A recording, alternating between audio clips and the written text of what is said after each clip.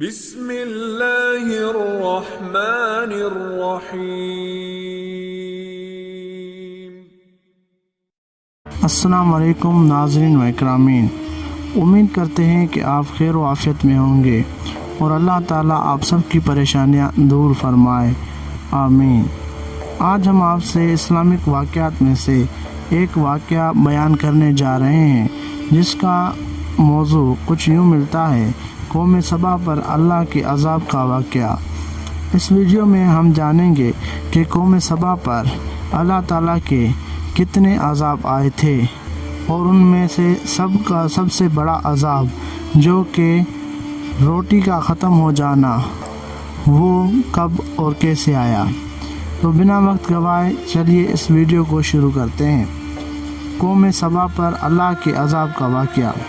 اہل سرکار کہ ایک قوم جسے قوم سبا بھی کہا جاتا ہے، اللہ تعالیٰ کے بے شمار نعمتوں کے اندر زندگی گزار رہی تھی۔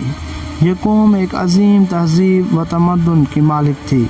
حضرت داؤد علیہ السلام اور حضرت سلیمان علیہ السلام کے باعظمت حکومتوں کے بعد ان کی حکومت زباد زد، خاص و عام تھی۔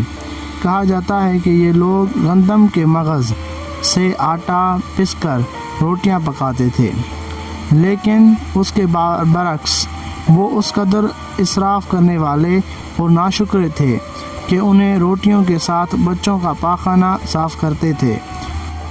بعد ازاں ان آلودہ روٹیوں کے اکٹھا کرنے سے ایک پہاڑ بن گیا تھا۔ پھر ایک صالح شخص نے وہاں سے گزرتے ہوئے ایک عورت کو دیکھا جو روٹی کے ساتھ بچے کے پاخانے کے مقام کو صاف کر رہی تھی۔ اس شخص نے عورت سے کہا: تیرے اوپر افسوس، خدا سے ڈر، کہیں ایسا نہ ہو کہ خدا تیرے اوپر اپنا غضب ڈھائے اور تجھ سے اپنی نعمت چھین لے۔ اس عورت نے جواب میں مذاق اڑایا اور مغرورانہ انداز میں کہا: جاؤ جاؤ، گویا کہ مجھے بھوک سے ڈرا رہے ہو۔ جب تک سنسار جاری ہے مجھے بھوک سے کسی قسم کا کوئی خوف نہیں ہے۔ کوئی زیادہ عرصہ نہیں گزرا تھا کہ اللہ تعالیٰ نے ان لوگوں پر اپنا غضب ڈھا لیا۔ پانی جو کہ زندگی کی بنیاد ہے ان لوگوں سے چھین لیا گیا، یہاں تک کہ قحط نازل ہوا۔ بات یہاں تک پہنچ گئی کہ ان کے ذخیرہ کی ہوئی تمام غذا ختم ہو گئی۔ آخرکار وہ مجبور ہو گئے کہ انہیں آلودہ روٹیوں پر ٹوٹ پڑے جو ان لوگوں نے اکٹھے کر کے پہاڑ کے مانند ڈھیر لگایا ہوا تھا، بلکہ وہاں سے روٹی لینے کے لیے صف لگتی تاکہ ہر کوئی وہاں سے اپنے حصے کی روٹی لے سکے۔ کفران نعمت، قحط اور ان کے بدحالی کے بارے میں متعدد روایات موجود ہیں۔ سورہ نحل کی آیت نمبر 112 اور 113 میں یوں ارشاد ہوا ہے: اور اللہ نے اس بستی کی بھی مثال بیان کی ہے جو محفوظ اور مطمئن تھے۔ اس کا رزق ہر طرف سے باقاعدہ آ رہا تھا، لیکن اس بستی کے رہنے والوں نے اللہ کی نعمتوں کا انکار کیا تو خدا نے انہیں بھوک اور پیاس کا مزہ چکھایا، صرف ان اعمال کی بنا پر کہ جو وہ انجام دے رہے تھے۔ اور یقیناً ان کے پاس رسول آیا تو ان لوگوں نے ان کو جھٹلایا، تو پھر ان تک عذاب آ پہنچا کہ یہ سب ظلم کرنے والے تھے۔ اسی قوم سبا کے بارے میں ایک اور واقعہ بیان ہوتا ہے کہ ان لوگوں نے اپنی زراعت کو بہتر طور پر کاشت کرنے کے لیے پانی ذخیرہ کرنے کی خاطر ملک کے 2 پہاڑوں کے درمیان ایک بہت بڑا بند مورب تعمیر کیا ہوا تھا۔ سوراخ اور دوسرے پہاڑوں سے گزرا ہوا پانی اس بند میں آ کر وافر مقدار میں جمع ہو جاتا تھا۔ قوم سبا نے اس پانی سے صحیح طور پر استفادہ کرتے ہوئے وسیع و عریض اور بہت سے خوبصورت باغات لگائے اور کھیتی باڑی کو رونق بخشی۔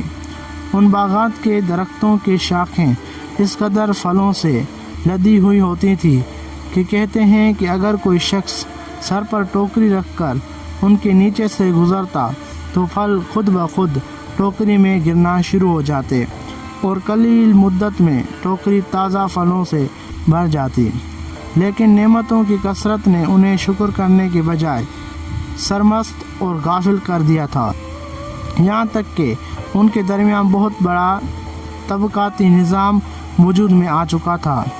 ان میں سے صاحب اقتدار لوگوں نے کمزوروں اور ضعیفوں کا خون چوسنا شروع کر رکھا تھا، یہاں تک کہ ان لوگوں نے خدا سے ایک حکیمانہ التماس کیا جس کا ذکر سورہ سبا کی آیت نمبر 19 میں ملتا ہے۔ انہوں نے کہا، خدایا ہمارے سفروں کے درمیان فاصلہ زیادہ کر دے۔ انہوں نے اللہ تعالیٰ سے یہ التماس اس لیے کیا تاکہ غریبوں، بے نوا لوگوں، عمرہ، ثروت مند ان کے ہمراہ سفر نہ کریں۔ ان کی خواہش یہ تھی کہ آبادیوں کے درمیان خشکی ہو اور فاصلہ بہت زیادہ ہو تاکہ تہی دست اور کم آمدنی والے لوگ ان کی طرح سفر نہ کر سکیں۔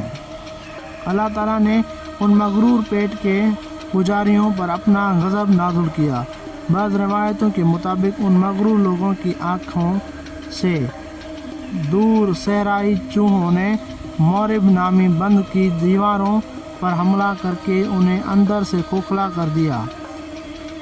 ادھر سے بارشیں زیادہ ہوئیں جن کی وجہ سے سیلاب آ گیا اور اس بند میں پانی بہت زیادہ اکٹھا ہو گیا۔ اچانک بند کی دیواریں ٹوٹیں، اس سے ایک بہت بڑا سیلاب آیا جس میں تمام دیہات، آبادیاں، مال معیشت، باغات، کھیتیاں، ان کے محل اور گھر پانی میں غرق ہو کر نابود ہو گئے۔ ان کے باغات اور زراعت میں سے صرف بیری کے درخت اور کچھ جھاڑیاں بچی تھیں۔ خوش الحان پرندے وہاں سے کوچ کر گئے تھے، جبکہ الون اور کون نے قوم سبا کے کھنڈرات میں اپنے گھونسلے بنائے تھے۔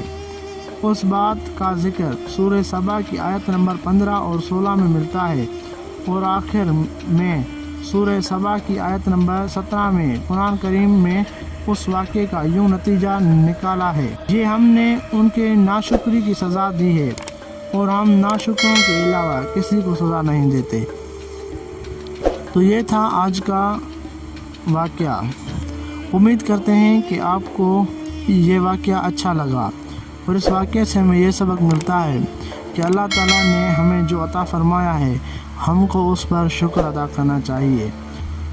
اور ہمارا عرض یہ ہے کہ آپ کمنٹ باکس میں سبحان اللہ و بحمدہ لازمی لکھیں، کیونکہ جو شخص 100 مرتبہ سبحان اللہ و بحمدہ پڑھتا ہے تو اللہ تعالیٰ اس کے سب گناہ معاف فرما دیتا ہے، حالانکہ وہ سمندر کی جھاگ کے برابر ہی کیوں نہ ہو۔